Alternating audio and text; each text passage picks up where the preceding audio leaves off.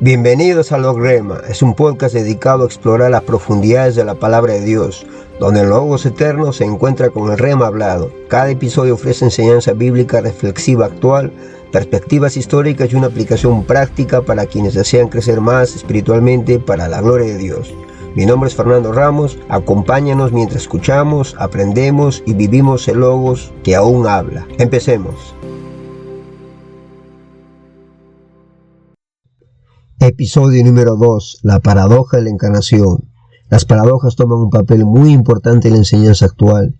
Las paradojas no son exclusivas de la Biblia o la teología. Aparecen en todos los ámbitos de la vida humana, porque la realidad es compleja y muchas verdades solo se entienden manteniendo tensiones, no eliminándolas. La fe cristiana no elimina las paradojas, sino que enseña a habitar fielmente dentro de ellas. Como pastores, maestros o creyentes podemos caer en el error de tratar de explicarlo todo, o tratar de entenderlo todo, pero hay situaciones y verdades, como sabemos, que no podemos entenderlas totalmente. Solo podemos confiar y caminar por fe, sabiendo que nuestro Padre Celestial está con nosotros todo el camino de nuestra peregrinación. Siguiendo con esta línea de pensamiento, veamos lo que dice el autor Richard Robert Osmer en su libro Enseñanza por Fe, respecto al rol de la paradoja en la enseñanza cristiana.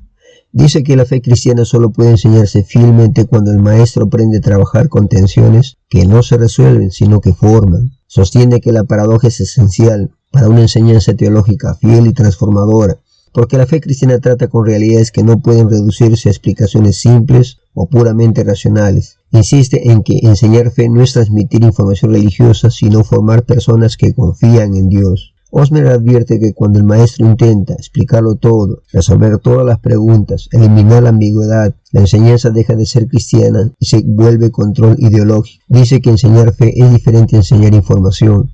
Para enseñar fe, el maestro no puede depender solo del conocimiento. Osmer muestra que el maestro debe saber, pero también creer, guiar sin dominar. El buen maestro cristiano vive la fe que enseña, incluso cuando no tiene toda la respuesta. El maestro enseña mejor cuando acepta que no controla el resultado. Enseña con fidelidad, confía en el Espíritu. Enseñar fe es enseñar a vivir entre lo que se afirma y lo que se espera. Veamos 4 verdades fundamentales acerca de la historia completa de la salvación. Número 1. Encarnación. El Verbo se hizo carne, Juan 1:14, representa el misterio supremo y el hecho central de toda la historia humana y la realidad universal. Al hacerse carne, Dios no se reveló a través de ideas etéreas, sino que entró en el mundo de la materia, la sangre y el agua, cubriéndose con el barniz ceroso de la humanidad. Esta sublime enunciación se comprende todo el Evangelio en una sola palabra. Es el milagro central del cristianismo. Todos los demás milagros, como la resurrección, se preparan para este o resultan de él. El Verbo tuvo que hacerse carne real para que nuestra salvación no fuera solo aparente. Al hacerse carne, Cristo realiza un intercambio donde asume nuestra pobreza y mortalidad para comunicarnos su riqueza y vida eterna. Fue el momento en que Dios dejó de estar lejos para tabernacular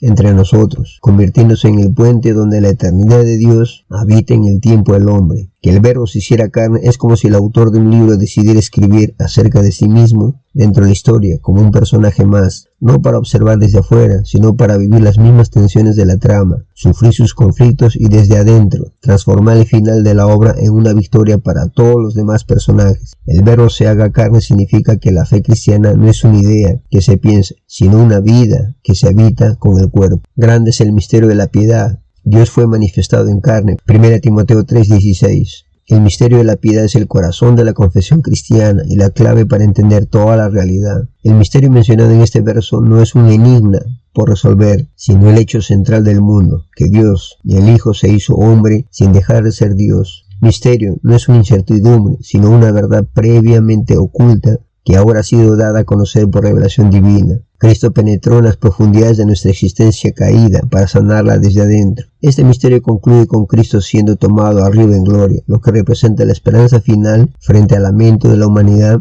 y la victoria sobre la muerte. Este misterio tiene brazos lo suficientemente fuertes para sostener realidades complejas que la lógica humana suele considerar contradictorias. El misterio de 1 Timoteo 3 invita a la contemplación y a la adoración, no a ser resuelto por la razón autónoma. Reconocer la grandeza de este misterio fomenta la humildad espiritual, obligándonos a admitir que Dios es inherentemente inescrutable y más grande que nuestros catálogos lógicos. La vida cristiana no se basa en una ética abstracta, sino con la unión de la persona de Cristo revelada en este misterio. El misterio de 1 Timoteo 3 es como una zarza ardiente en el pasaje de la teología, un espectáculo sagrado ante el cual debemos detenernos, quitarnos el calzado y prestar atención, reconociendo que lo que vemos es una realidad que quema con la gloria de Dios, pero que no se consume por nuestra incapacidad de comprenderla totalmente. En su libro Sorprendidos por la paradoja, la promesa del I en un mundo de esto o aquello, de Jean Pollock Mitchell, dice que la encarnación no es solo un dogma teológico, sino la paradoja fundamental que define la fe cristiana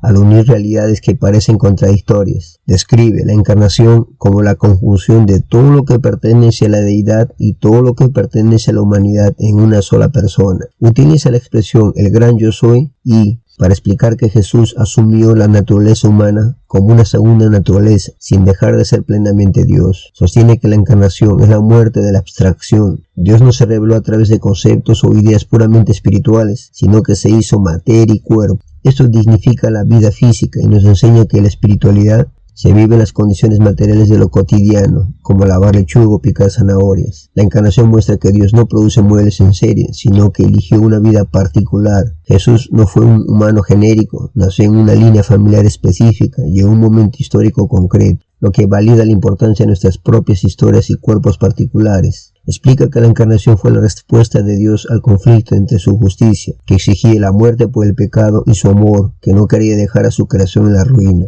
Al enviar a su Hijo como hombre, Dios pudo pagar la penalidad del pecado y al mismo tiempo reclamar la gloria de la humanidad. La autora compara la encarnación con la zarza ardiente de Moisés, un misterio que exige que nos detengamos, prestemos atención y nos maravillemos ante algo que no podemos comprender totalmente, pero debemos reconocer con gratitud. La encarnación es la prueba de que Dios ama tanto al mundo que decidió entrar en él a través de un vientre, convirtiendo lo doméstico en algo sagrado. La encarnación es como un poema bien escrito, no se queda en frases huecas o abstractas, sino que encarna la verdad en lo concreto de la sangre, el pan y el agua, permitiéndonos tocar el cielo mientras nuestros pies siguen en la tierra.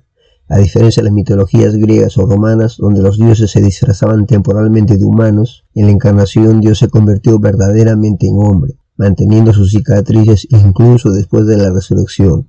Para finalizar, veamos lo que dicen los autores John C. Clarke y Marcus Peter Johnson acerca de la encarnación en su libro La encarnación de Dios.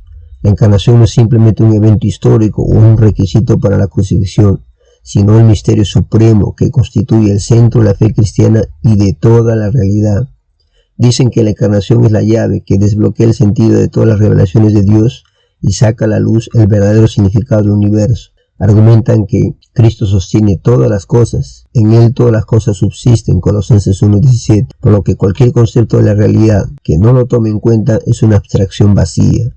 El conocimiento salvífico solo es posible porque el Hijo se hizo hombre para abrirnos el conocimiento que Él tiene del Padre. El Hijo de Dios no tomó una humanidad ideal o previa a la caída, sino nuestra naturaleza humana caída.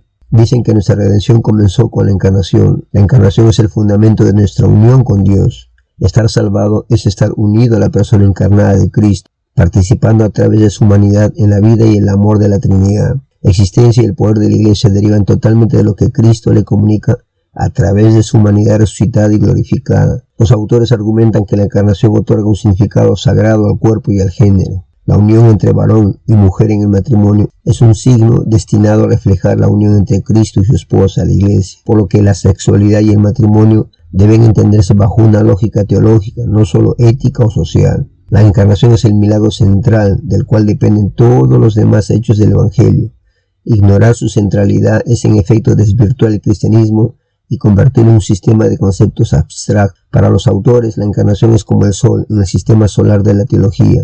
No es simplemente un planeta más, una doctrina más, sino la fuente de luz y gravedad que mantiene a todos los demás conceptos, gracia, salvación, iglesia, en su órbita correcta. Sin el sol de la encarnación, el pensamiento cristiano se congela en abstracciones frías e inertes. Aplicación. Entender que Dios se hizo carne nos anima a agradecer a Dios, ya que vemos todo lo que Él hizo para salvarnos, y darle gloria porque nos creó, para que tengamos una relación íntima, permanente y eterna con Él.